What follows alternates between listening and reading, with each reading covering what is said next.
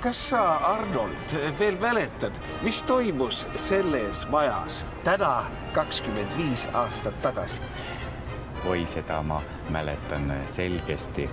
Siin majas oli meie partei keskkomitee. Jah, aga konkreetsemalt 9. ja 10. septembril 1988. Oi, kulla noormees, kes seda enam mäletab.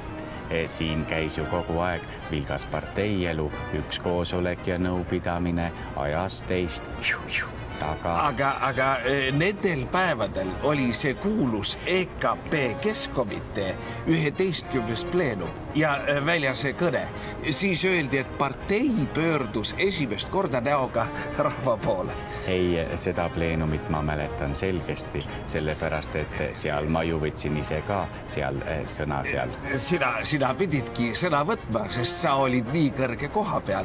Aga kas sa seda mäletad, et mina võtsin ka seal sõna? Seda ma küll ei mäleta. Kus sina siis olid, hoiukassas? Ei, ma olin rahva hääles. Toetasid perestroikat sõnaga. Mäletad, kuidas seltsimees Vaino meid õpetas? Ka sõna on tegu. Aga kas sa mäletad, mis sa ise oma kõnes ütlesid? Vaevalt ma midagi niisugust ütlesin, mida ma praegu peaksin häbenema või mida ma praegu näiteks ei ütleks. No, kas sa praegu ütleksid, et sinu eesmärk on luua sotsialistlik õigusriik? Sa olid ikka kõva kommunist see aeg. Mina ei olnud midagi, aga Edgar ütles kohe kõva häälega, et tema on kommunist. Oi, seda ma mäletan.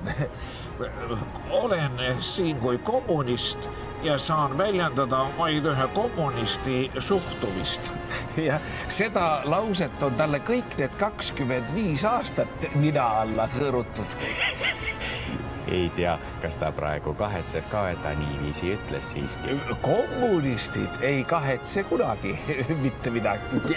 Kes ei kahetse ja mida? Ei, me siin niisama tuletasime 11. pleenumit meelde.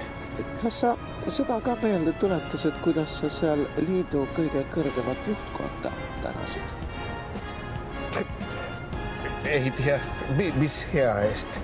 Selle eest, et nad sinu arust toetasid vabariigi majandusliku ja üldise iseseisvuse ideed. Niisugust Kremli ees pugemist oli minul kui nooremal seltsimehel lausa vastikku vaadata. Aga kas sa seda mäletad, kuidas sina süüdistasid Eesti kommuniste, et neist paljudel ei ole ideelist selgust? No kuule. Ja et nende arusaamised marksismist on pealiskaudsed. Aga kas sina seda mäletad, kuidas sa meie keskkomiteed kiitsid ja tänasid, et just nemad on suured puutumisliikumise elluviijad? Ma pidin häbi pärast maa alla vajuma. Aga kes ütles, et tuleb välja kuulutada parteiline mobilisatsioon? Mina küll ei. Just, sina kutsusid meie noori, et astuge aga parteisse. No, lausa nii ma kindlasti ei öelnud. Aga ütlesid küll. Ei ütelnud. Ütlesid küll ja sa ütlesid tegelikult veel hullemaid asju. Ja mis sina selle peale ütled? See oli täna 25 aastat tagasi.